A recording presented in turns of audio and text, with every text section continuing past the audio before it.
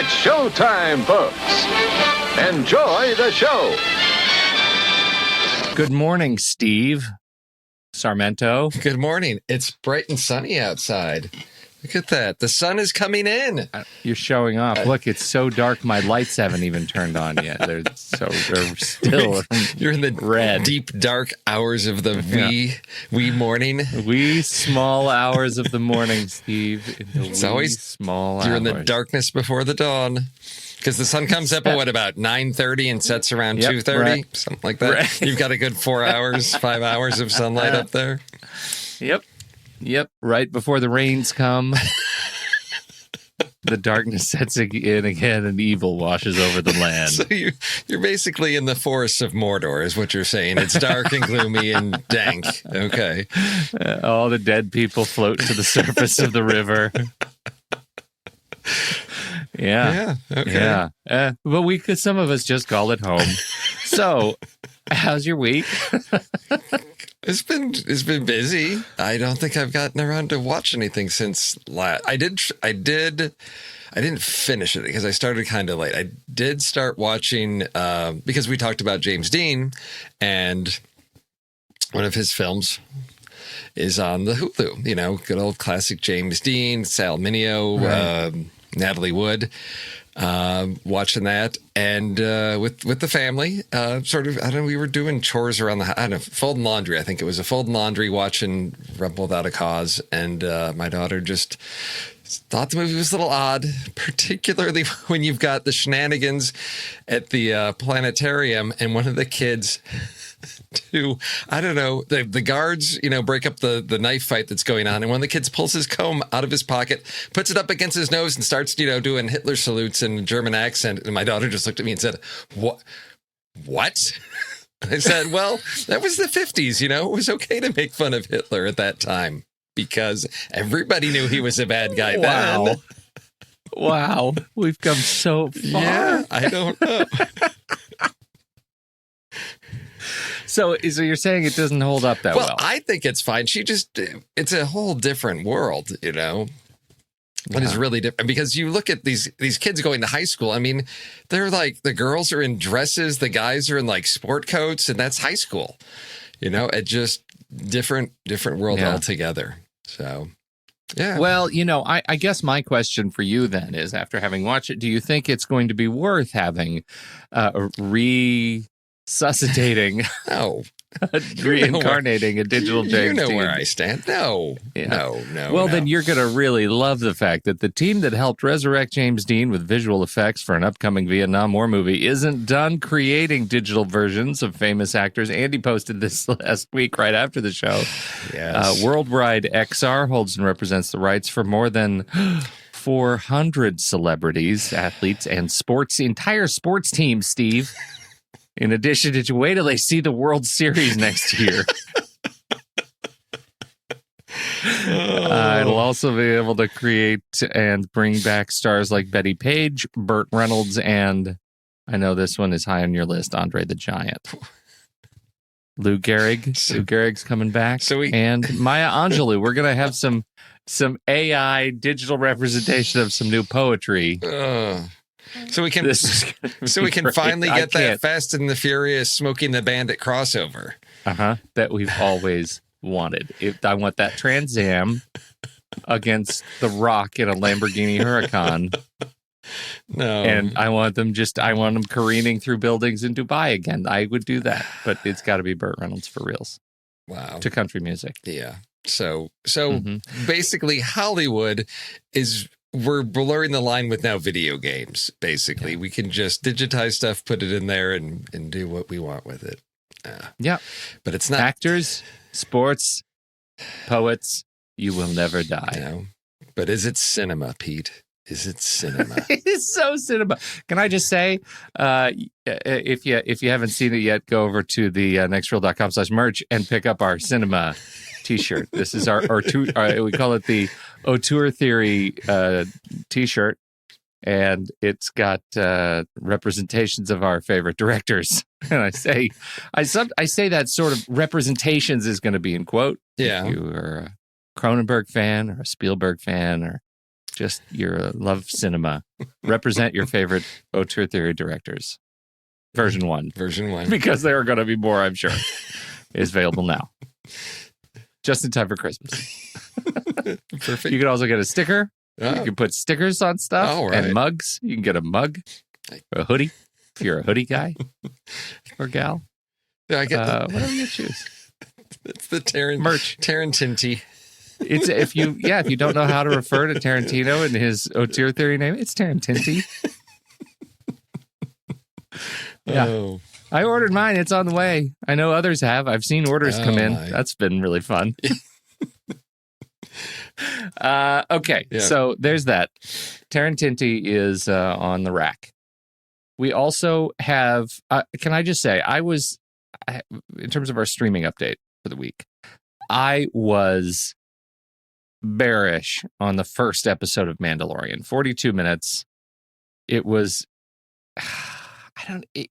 it was a little bit jarring because it felt like a cartoon. You haven't watched it yet, right?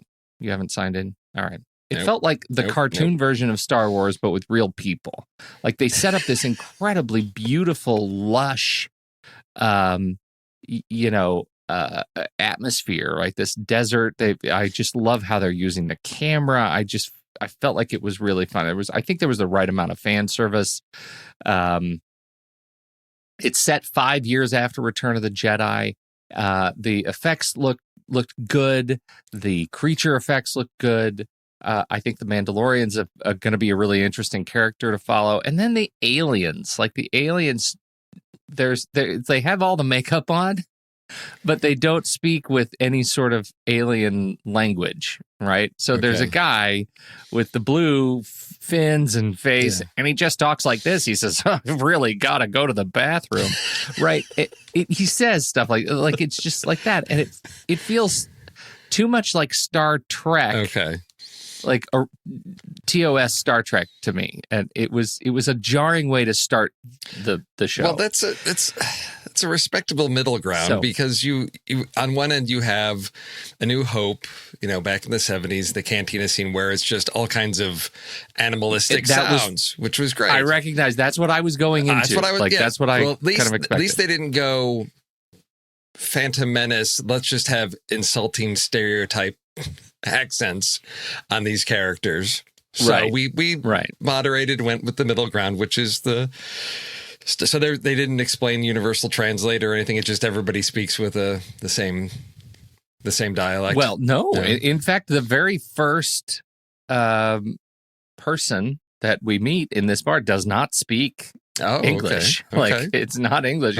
But it's a human person. It doesn't have. That's what's so weird about it. Like you got this guy who looks like a wrestler, and he's beating up this guy who's an alien fish person, and the wrestler speaks cha-cha poochie chichi kaka poochie poochie poochie, and it's subtitled. Okay. You spilled my drink, poochie poochie, and then the alien fish guy says, "Well, I've got credits," and it's like Woody Allen in a suit, like he's like from the Bronx.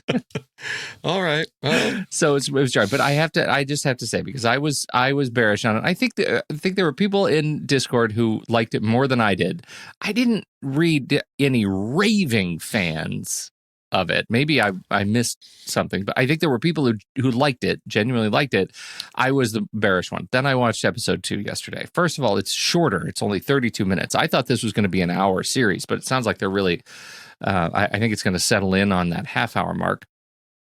I don't know for nothing. I mean, maybe every episode's going to be a completely different length and they don't care about it. That'd be fun. But they hooked me on episode 2. I'm ashamed to say I'm bought in, and ask me why. Go ahead. Pete, why? What did they do that just hooked you in and made you a super fan? What did they do? Baby Yoda. 5 years after Return of the Jedi, we have Baby Yoda? Well, it's not Yoda. It's a baby Yoda creature in a crib that floats around next to the Mandalorian. And Steve, it's so adorable. I was like clutching my heart. I was clutching it every time it was on screen. Its little face. So I was. It's like, oh God, I can't believe I'm going to be thinking about this Baby Yoda creature. Where can I get one? I need to be a part of this. It was so good. What was beautiful about it, the entire first like 12 minutes of the episode, not a word is spoken, and that kind of gives you a sense of the tone that I think they're setting here. That the Mandalorian is a stoic character trying to go about his business of collecting bounty and doing all that. And they introduce this Baby Yoda as that's his anchor, right? That's this thing that he has to drag around and deliver safely. Okay. It's the package. And it is, that gets us into just a little bit of news this week, which is around Werner Herzog. So apparently with this particular character, they didn't know if it was going to work practically. They had the animatronic like puppet Baby Yoda, and they thought, okay, well, we're going to shoot it. Every scene that we're going to shoot it with the animatronic puppet baby. But what if it doesn't work? Like, what if it's it's jokey on screen? What if nobody really attaches to it? So Favreau says, we just wanted to have a backup. So we shot like plates without the Baby Yoda in it so that we could do a CG character after the fact if the practical one didn't work. And Herzog films a scene with the puppet, and then filmmakers said, okay, take the puppet out. We're going to do it again. And Herzog says, what are you doing? I can't do Herzog. I'll keep trying. And they explained to him what he's doing. He says, you are cowards. Leave it. You're cowards. And yes. So, in fact, they did end up going with the animatronic puppet Baby Yoda, and it works so well. There are some scenes where it's very clearly a CG. He like stands up and walks around and then eats a frog, and it's awesome. And I want it even more. Okay. So, Baby Yoda for the win. Totally worth it. But if you're hedging on Disney Plus, you should still wait until the first season is totally run and then binge it. Get your 7 days and binge it and see what you think. So, I haven't watched anything else on Disney Plus. My 7-day trial is over next. I don't know, when did I sign up? Tuesday or Wednesday? Yeah. And so I'm still not completely sure that I'm going to keep it. I might like cancel it and come back when the rest of the series is dropped. So what I'm hearing is between Apple Plus and Disney Plus, not must see TV that I've heard from anybody. Now I know there's a lot of nostalgia factor for like the millennial crowd, a lot of the Disney Channel shows that are on Disney Plus, and I've seen that a lot of them are sort of revisiting, their youth, and that back catalog. But so that's nothing new that's compelling me to subscribe to that. And even with Apple Plus, I've yet to hear like, oh my gosh, this is the next must see thing that everyone's talking about. So for me, I'm still sort of just going to sit back and wait to see how things pan out on both of these as far as when it'll be worth it to jump into everything. Well, I have really been enjoying the morning show, and I'm caught up on that. They've got 5 episodes out now, and they have consistently gotten better. I think those first 3 episodes were the growing pains episodes, and episodes 4 and particularly episode 5 are, I just think really great and super fun and political, and I love newsroom stories, and so I think it's really great. And it's so episode 5 is worlds better than episode 1. I think that was the challenge. The critical response was based on the first 3 episodes, which were, the first 2 in particular were a little rocky, and it just takes a little bit to feel like you're a part of the world, and I really. Once you get it and settle in, like I'm looking forward to every Thursday night, late Thursday night, it drops, and it's my lunch hour show the next day. All right, that's my Friday noon show. Yeah, I mean, I understand in a series that it's got to find its footing, the characters, the actors, but then I think of like, the newsroom. didn't take me a couple episodes to get into that. That had me within the first minute or two. And so, totally. I mean, Newsroom, Studio 60. Yeah. I mean, those are that's Sorkin shows, right? Yeah. But then even, I think you mentioned Chernobyl. I mean, I know in the old sort of TV, network TV model, there's deadlines driving things. And for me, I see it as with, now these streaming services, they have the opportunity. There's no like, oh, it's, fall premiere week. We've got to have these pilots ready to go and these shows ready to go. They can hold off until it's ready. And so I know there's more stuff coming from Apple Plus, and so we'll see, whether those shows, I'm waiting for the thing that's coming out of the gate solid. That's the next thing, and I'm, cautiously optimistic that it's going to show up somewhere, but I just haven't seen it yet. So I'm going to keep my money in my pocket till it's out there. Well, and to be fair, I have yet to spend any money. Well, that feels good. That's true. Yes. That feels good, yes. Right? They're doing the right thing by giving us lots of an extensive freebie. Yes. And so that's fun. You want to talk about Nicolas Cage? What the? Yes, I do. With this guy? Yes, I do, because it's brilliant. It's, this isn't the first time something like this has come up where an actor is cast in a movie playing sort of a version of themselves. And there is the whole, I think it was Amazon did it with Jean-Claude Van Damme. JCVD, that was so good. Yeah. So it was a pick that I did a pick, the fourth wall thing. Yes. That was JCVD. But this is, Nicolas Cage is just Nicolas Cage. And so the twist about this that I find really intriguing about casting Nicolas Cage as himself. And this is a Hollywood Reporter. He's playing himself. And so Nicolas Cage is desperate to get a role in a new Tarantino movie while also dealing with a strained relationship with his teenage daughter. He also occasionally talks to an egotistical 1990s version of himself who rides him for making too many crappy movies and for not being a star anymore. That's the meta part that I will be there for. The current working title of the project, The Unbearable Weight of Massive Talent. Yes. What? Oh, yeah. That's... Oh, dear. But it's perfect. It's the perfect point in his career. That was your trailer pick from last week, wasn't it? That weird H.P. Lovecraft horror thing, right? Was that? Yeah. So right. Yeah.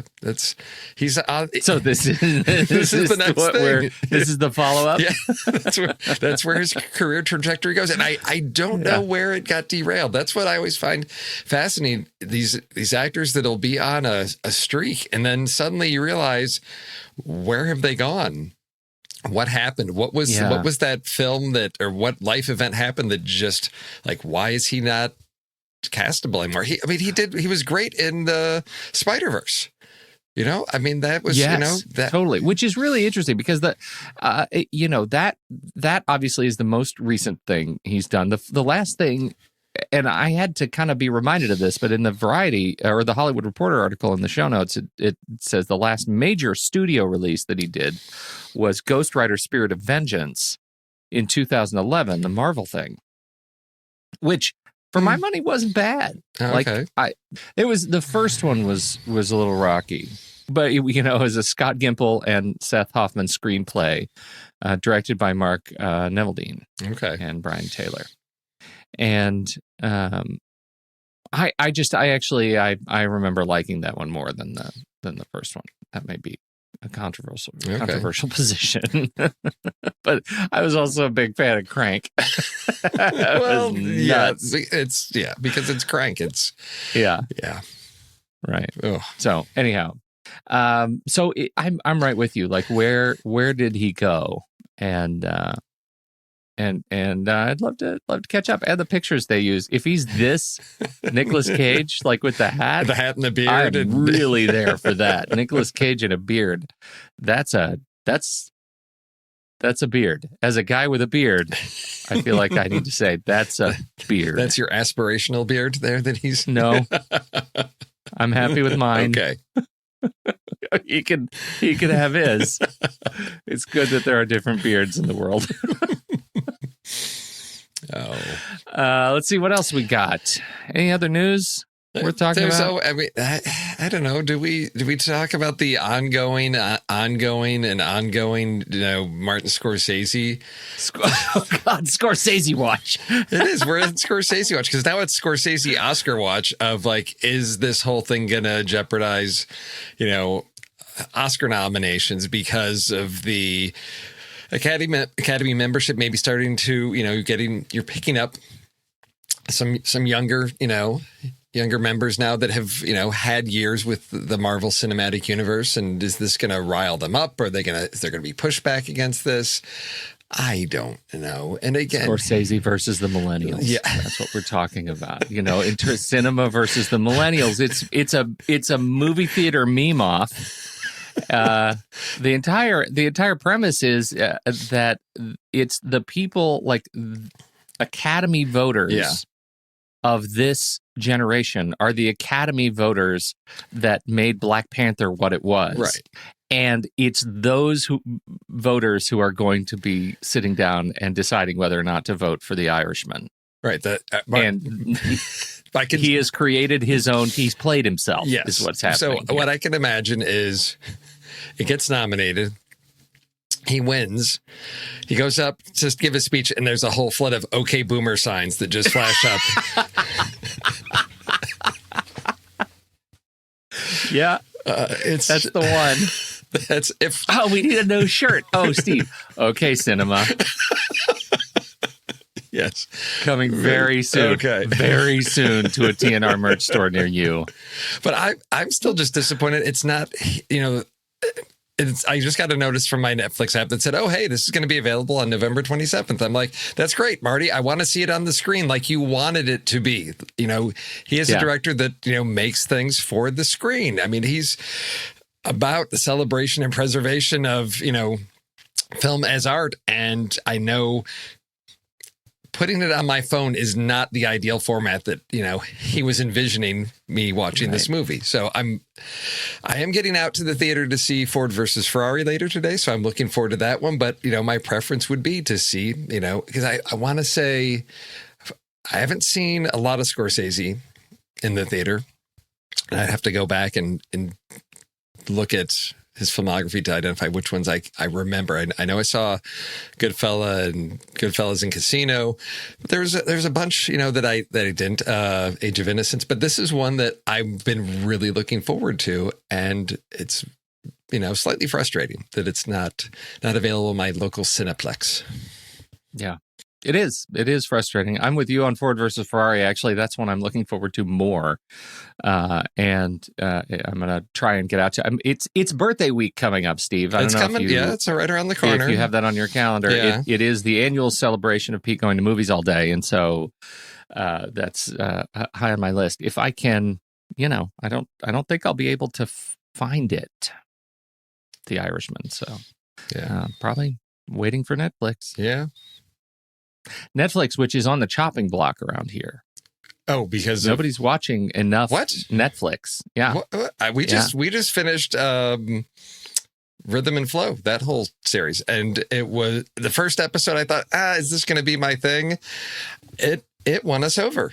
And I think we finished the last 3 episodes, and it's a challenge to do a show like that on Netflix because unlike, The Voice or Masked Singer, where you're left waiting with everybody to find out who the winner is and who's been eliminated.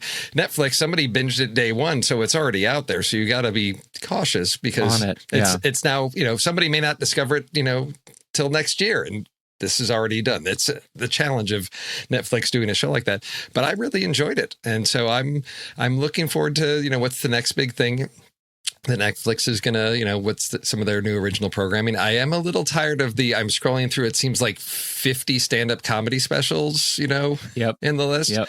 It's turning into HBO. But there's some stuff in there.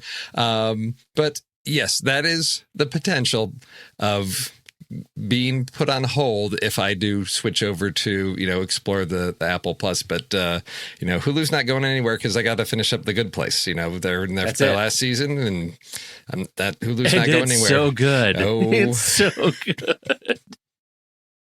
Oh, so good. I was relieved to see that my daughter actually in her high school, she's in high school writing class.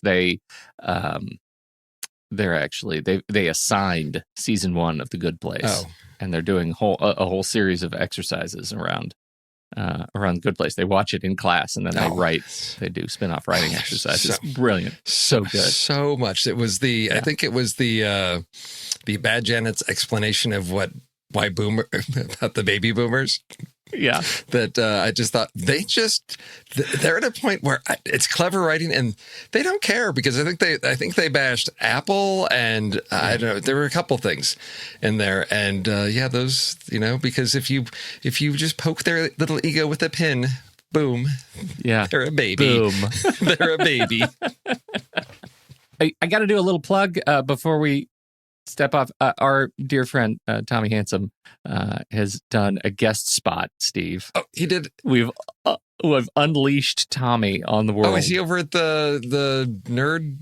What is it? Nerd podcast? What? Nerd Critic. Nerd Critics. Yeah, right. Because we had Jordan over on the film board for Zombieland 2, and Tommy went over there to do what? What did he do to them? He was our ambassador for Dr. Sleep, because, he's a big Stephen King fan. He's read all the books. And so he joined the team, CJ and Jordan, over there for a conversation on Dr. Sleep. And it's fantastic. Predictably, it's fantastic. Oh, I've got to check. And there is discussion and disagreement in the ranks. And it's great. And, several times through the show, Tommy just forgets words and how they work. and he's just delightful. So, and of course, CJ and Jordan are terrific movie podcasters. So if you haven't subscribed to Nerd Critic, you've got to get over there. Subscribe to Nerd Critic. It's totally worth it. And what better time to do it than our very own Tommy Handsome's show on Dr. Sleep? So there you go. Did you give him a list of responsibilities for being an ambassador of the next real brand of what he could and could not do? No, and Steve, it's funny you should say that. In hindsight, because No, I didn't even have to, because he's such a great and conscientious and generous conversationalist. No, he is, but he was also... His anxiety does all the work. Yes, it does. I just hope they know what they were getting in for, because he was sort of just in the mix, and so you got a diluted Tommy on the film board if it's concentrated Tommy out of his element over there. So I'm going to have to go give this a listen to see what... Totally worth it. It's a great episode, and their show is, if you're, for those of you who are serious movie, they get very serious, and you will want to have seen the movie if the movie is important to you, because it's spoiled in every which way you can be spoiled. So our thing is spoiling movies. Yeah. Their thing, they have spoiler horns and everything, and they're very conscientious about when it's happening. It's a very spoilery conversation. So see the movie, but definitely listen to the podcast. I'll put it in the show notes. All right, Steve. Yeah. Let's do trailers. All right. You were up early. This was Tuesday. Well, okay. It was almost Wednesday. It says Tuesday at 11:59 a.m. I think that's my time. So it was almost Wednesday, but that's still way early in the week to be picking a trailer. Yeah. But there was something about this one, huh? Okay. Jeff Wadlow directed, Gillian Jacobs, Christopher Roach, writers starring Maggie Q, Michael Pena, Portia Doubleday, Kim Coates, Lucy Hale, Michael Rooker. Oh, yeah. Is in this movie. This is the reason I picked this. Fantasy Island 2020. Okay. The reason I picked this is because when I was a kid, this is what I always wanted Fantasy Island to actually be. You like the darker side of the fantasies. I would have dreams where my middle school payback dreams were dark Fantasy Island, like the plane, and then we're going to tie up a bully and we're going to do things like just really kind of retribution. This movie was my revenge porn as a kid. And I never understood why it was so saccharine and like a love boaty. And so I feel like I've arrived. If you live long enough, Steve, you get what you want, is what I'm saying. Okay. It's just about patience. I know it's weird. I know. I know it's weird, but so this is a dark fantasy island, a horror adaptation of the popular 70s TV show about a magical island resort. And it's very twisty, very twisty. But it seems to give these characters, it has the same feel as something like Escape Room that just came around, right? It has that same sort of vibe to it. But I watched the trailer and I was intrigued from the very start. And I think that it may be the straw that broke the proverbial podcast back. And we're going to have to do a series of horror adaptations of childhood classics. Because Andy started posting links. We've got like 3 or 4 of them now. And I feel like we actually have a series that we could do around that. So. What'd you think? I mean, were you there, or did you like the Love Boat stuff? No, I remember, and there were some crossovers. There was like the Love Boat lands, it stops off at Fantasy Island once. No, I do remember there were a few episodes that sort of hinged on people with sort of some, I guess, darker pasts that, sort of were haunting them on Fantasy Island, that as a young kid, it was like, ooh, this is getting spooky. Usually it was like relationship stuff. Oh, I'm running away from like, we're not going to talk about abusive spouse, but there was an abusive spouse. Exactly. So I wasn't sure where this was going. And then it took this sharp turn into, straight on horror. I don't know what to think about this because it's Fantasy Island and it's fun. It's where, where your dreams can come true. But the twist, what I liked about this was it appears in the trailer that there is a twist that it's not about them. It's sort of wish fulfillment for them, but there's something more sinister going on, a larger piece. So I'm intrigued to see where that goes. No, it's a great cast. So I thought I'll be on board for this with this cast as Michael Pena as Mr. Rourke. I'll show up for that. Yes, I'll be there. I just, why does it have to be Fantasy Island, though? Is the story, I always question, is the story not enough to stand on its own? Does it have to leverage that existing, intellectual property? Or are these writers being really sharp and they're going to take that and they're going to subvert it in a surprising way? And that's what I hope for with this. So I'm right with you, and so usually I'd be totally on your side, like 100%, and yet because of my childhood attraction to revenge porn by way of Fantasy Island fantasies, I'm really okay as this one leveraging the property. It says Dave Bautista joined the cast. I don't see him in the credits anymore, so maybe he jumped out. But Jimmy O Yang is in it, and I'm a big fan of his particular brand of comedy. Kim Coates plays Devilface. So I'll be there for that. It looks good. It's being described as, and this is another reason why I have an affinity for it. It's being described as a mix of Westworld and Cabin in the Woods. I came very late to Cabin in the Woods, but I am an unabashed fan of that one in particular. So I think that's a great mix, a melange of sci-fi horror that I will show up for. It's when is this hit? No, it's something weird. I remember from the end of the trailer. It's like, is this Valentine's Day? It's Valentine's Day. Yes. Yeah. Okay. So go out on a date night. I mean, this is date night with the wife. Date night fodder, right? No, God, no. Russia gets it February 6th, so we will see. Any of our Russian listeners who see it, post your reviews before. But 13th. In some European countries, Singapore, and Valentine's Day for Bulgaria, UK, Turkey, USA, and on after that. Well, we'll look forward to discussing it in Discord. I can pretty much guarantee this is not going to be a trailer rewind.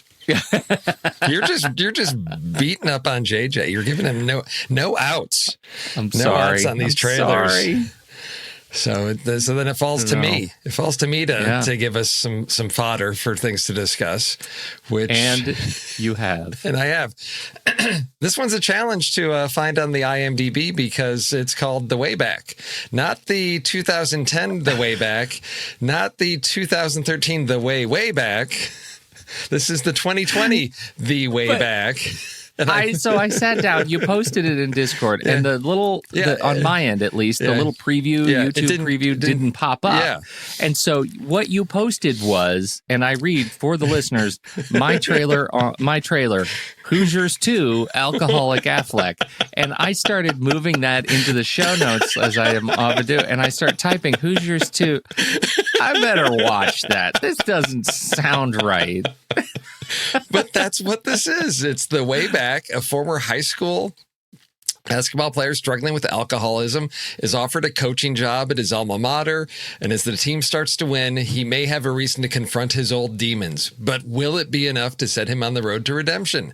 IMDb asks. Ben Affleck, okay.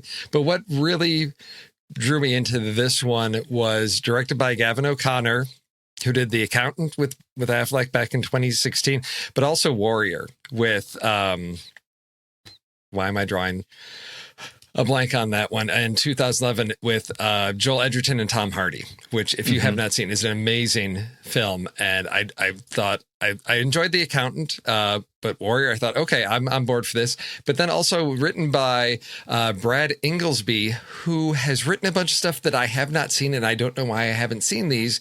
But Out of the Furnace back in 2015 with Christian Bale, but also Run All Night.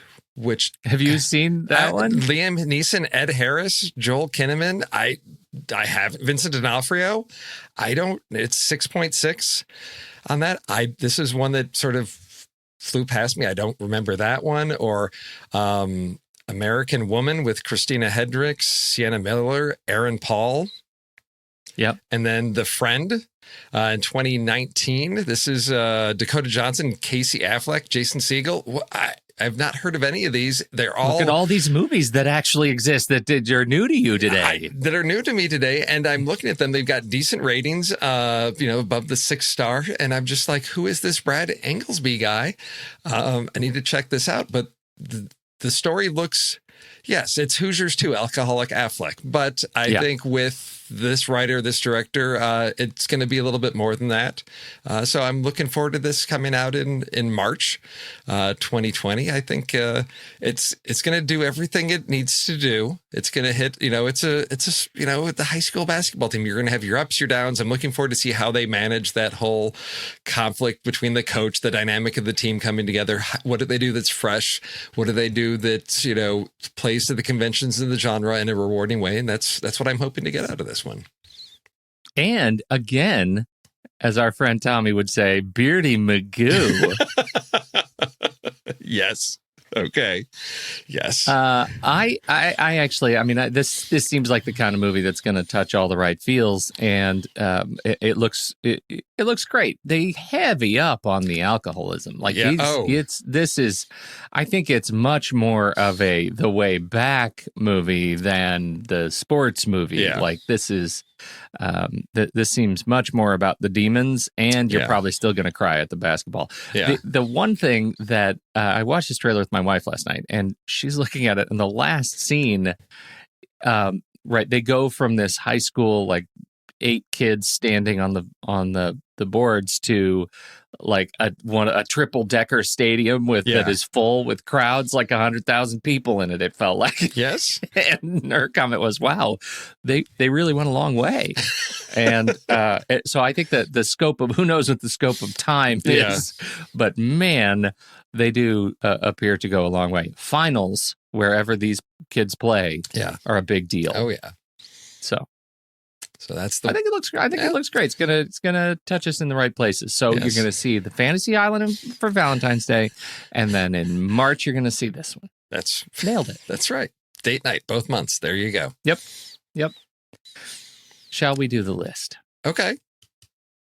We got lists. I'm curious to see. I forgot to check until I think yesterday afternoon, because I had forgotten what our options even were, because I knew there was a twin thing, but I'm like, what if it's one of the weird other categories? I better check to see how we're doing on this one. Otherwise, I'm going to start looking up wacky tools or drug-addled decline movies. Yes. know. Well, this one is the one that won Identical Twins based off of our trip down Twin Lane with Dead Ringers. And so we went with our favorite twin movies. Yes. And I can't remember. Was there a limitation? You can't choose Freaky Friday? I think was that a stipulation?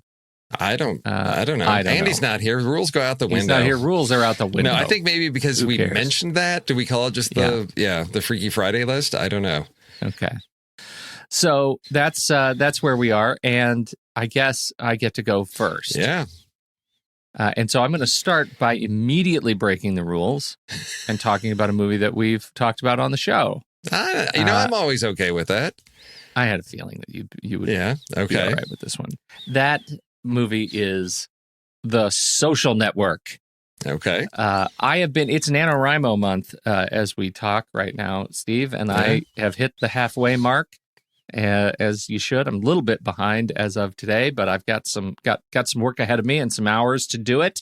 And the soundtrack that I listen to while I'm writing most of the action scenes is Trent Reznor and Atticus Ross's soundtrack to The Social Network, which was exceptional. So I've been thinking about him, and Old Army Hammer playing himself. He played himself as the Winklevi. I loved this performance. I was blown away. I didn't know much of Army Hammer before I saw this, so I actually thought they were twins. It was that good to my eye, and so I got to start with The Social Network. If it's been a while since you've seen this one, go back and see it. I love this movie. So that's a partial steal? Oh, I don't have an emoji for that. No, well, that's because I'm doing something different this week, because it's a twin list, so my list is twinned.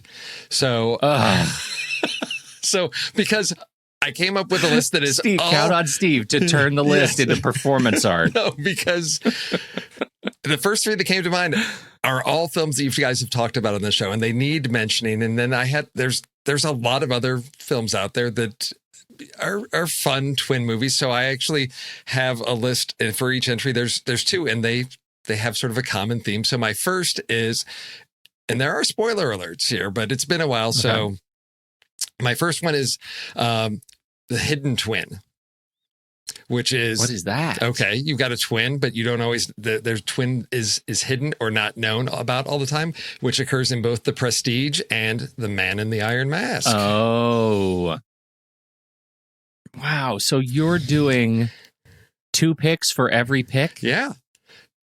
Because it's twins, Pete. You got to have 2. I mean, I get it, Steve. I just complicated your list.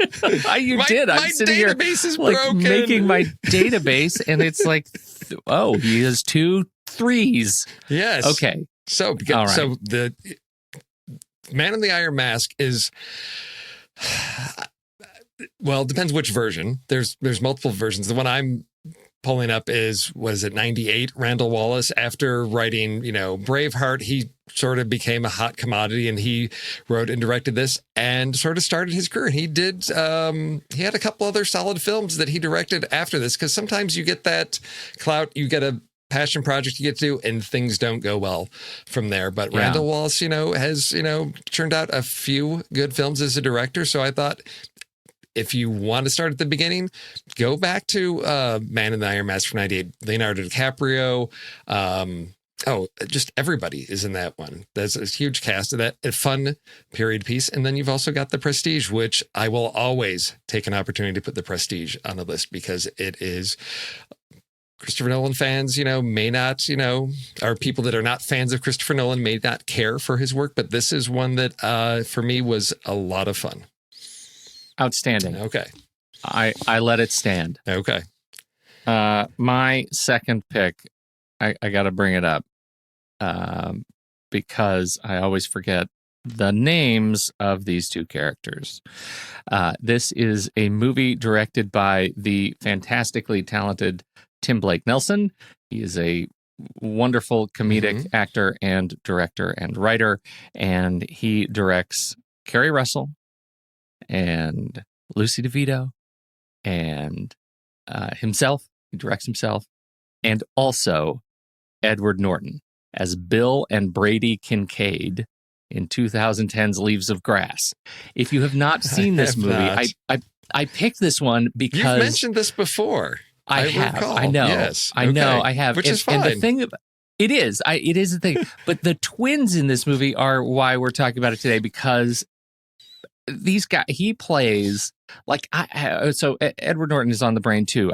He was just on Dax Shepard's thing. He's got the new movie out that I have not seen yet. That he directed, and I don't know, did he write the adaptation? Motherless Brooklyn. Yep. Yeah. Which is getting great reviews, and for those who love the book, apparently it's a fantastic. It's a totally different, set in a different decade and everything. Yeah, because he's a Tourette's detective. Right, they kept the Tourette's detective, but yeah, he took it from the setting of the book in the 90s, moved it to the 50s. I think he did a great job truly adapting. And he talks about that Tim Ferriss podcast. They had an extended interview that I also heard. And he talked about, that you can't really take a book and just throw it up on the screen. You've got to, there's work to translate that. And I think he did an excellent job. So excellent. Okay. Well, right. It's on the list. Leaves of Grass. The reason I bring this up is because, first of all, it's my roots. It's my Oklahoma roots. And what he is able to capture between his, this professor character that he plays on one twin and this, Oklahoma, hydroponics the guy, a specialist, we'll call him a specialist, in small town, rural Oklahoma, it's just perfect. I think that they are as polar opposite as you can get on screen together. And the twin treatment is the effects done very, very well. It is so fun to watch them argue with one another. And so I'm a big fan of this movie. It's a 6.4 on the IMDb scale. Apparently, people didn't think of it as a slam dunk, but I absolutely did.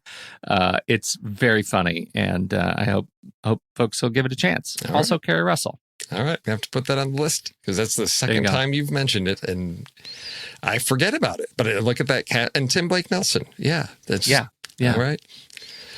I don't know why people didn't resonate with this one. I think it thought of it as some sort of cheap humor. I don't know, but I stand by it. I think it's very funny. It makes me laugh every time I watch it.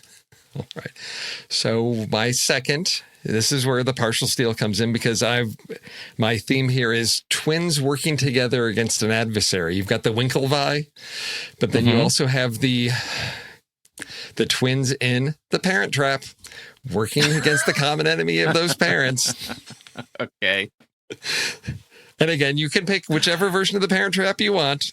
You've got your 98, you've got your 61, whichever one is your favorite. There you go. All right. The Parent Trap requires no commentary. No. Okay. So wait, this is my third. This is my number one pick, Steve. Yes. What have you got? I'm really torn. All right. Because I got some backups. Okay. I think I'm going to go with one that I had written off. I'm going to go with another comedy. I had written this off as my memory was not kind to this movie, we'll just say. And you guys actually made me go back and watch it, you and Andy, and I did that, and I fell in love with it anew. It is Bowfinger. Okay. Steve Martin, Eddie Murphy, 1999. And as we're in the middle of our Steve Martin list, I wanted to put this on there as kind of an homage. Okay. I think Eddie Murphy does such a terrific job playing his wealthy actor and the cousin, the identical twin cousin. It's just Kit and Jiff Ramsey are fantastic twins. I think he does a great job, and it made me really miss that Eddie Murphy. He's so good. Keep it together. Yeah, gotta keep it together. Kit, gotta keep it together. So goofy, and so it was a terrific movie. Bowfinger. That's my final twin. I'm going to stick with that. That's going to be my final twin pick. That makes my heart happy hearing that. I knew it would. I love this movie so much, and I can't believe it's not a steal, honestly. No. Oh, well, you'll see why. Okay. But this is one, and I guess having if you've ever worked on a collaborative project, whether it's a student film or something, there's just so much behind the scenes insidery stuff that just makes this film great. Steve Martin, true. Frank Oz, classic. Okay, for my final, I'm going to go back to twins and the complexities of that relationship and the friction that can cause. And I'm going to pull back to early in the show, Nicolas Cage in Adaptation, and Michael Keaton and all his clones in Multiplicity. Okay. Because I had to have Adaptation on this list, and I watched, it's been a long time since I've seen it. I watched the trailer again and just thought, I need to watch this because it's so good. The little clips and the scenes from the trailer just reminded me of how well this movie was put together, the performances, just the meta structure of a writer putting himself into his own movie. There's so many things going on with that. So I had to have that there. So that's my top pick, Adaptation. It's a great pick. That was actually, I'm not going to call it a steal because I had already, it was on my list, but I had already picked The Social Network as the movie that we've talked about on the show. Right. And I thought violating that with all movies that we've talked about on the show, I was surprised at just how many twin movies we've talked about on the show when I started going through the list. I did my backup list. So there was that one, and there was What Happened to Monday. Because I felt like, if you're going to do the technical achievement of doing twins, to do 7 of them, I thought was really terrific. And, I have an honorable mention to Orphan Black, which just, again, have to mention in terms of twin work, what Tatiana Maslany was able to do performatively is exceptional. So that's it. What, you have any backups you want to throw out there? Not for the record. Not for the record. These are undocumented. Undocumented. Twin brothers are separated when their parents are murdered, but 25 years later, they reunite in order to avenge their parents' death. Jean-Claude Van Damme and Jean-Claude Van Damme in Double Impact. That's really funny. I knew it was Double Impact. I had no memory of that was the story. Like that was it's like you just made that up. No, I don't know what that's. Who cares? Who cares? It's all about kicking things, shooting things, and twin work. So that's the only one for anybody that's interested in the good old days of going to Blockbuster and looking for an action movie. That's right at the heart of it there with good old JCVD. All right, that's all I got. All right, so this week we are, as I mentioned, we're launching into the Steve Martin series as we wrap up the year, and we're kicking it off with The Jerk. The Jerk. When's the last time you saw The Jerk? Oh, I think sometime within the past 10 years, maybe. It's been a while. Right.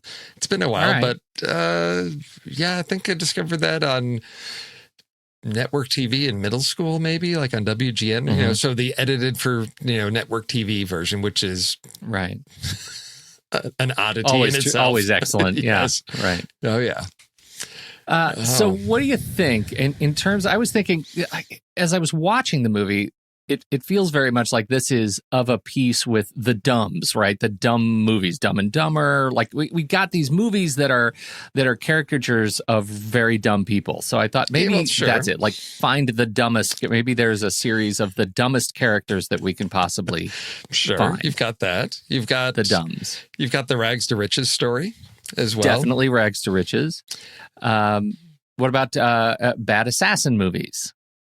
He hates these cans. He hates these cans. Like it's one of those funny. Assassins. Like I'm watching it. It doesn't hold up well. Like it's not a thing, an element of this movie that really holds up in today's.